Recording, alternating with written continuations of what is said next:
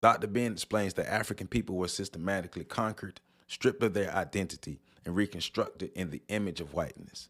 This reformation process, carried out through slavery, religion, and colonial education, inverted African values and aesthetics. Under this imposed worldview, everything associated with blackness came to be seen as ugly, sinful, or inferior, while everything associated with whiteness was labeled as pure, good, and beautiful.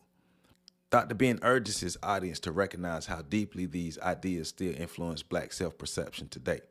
He instructs us to pay attention that despite the negative perceptions of black features, white men and white women still lust after black men and black women, explaining that such desires are rooted not in love but domination, fetish, and historical exploitation. True beauty and value, he argues, must be defined by black people themselves, not by those who once enslaved and dehumanized them. Dr. Ben Yakinen then shifts his focus of his lecture toward the moral development and collective responsibility within the black community. He insists that being black is not enough. We must be black people of moral character, intelligence, and integrity who work to uplift our communities.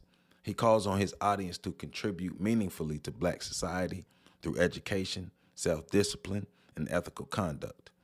Power, he reminds them, is not just economic or political. It is also moral and cultural. Dr. Ben cautions that power without morality mirrors the same inhumanity practiced by the oppressors of Africa.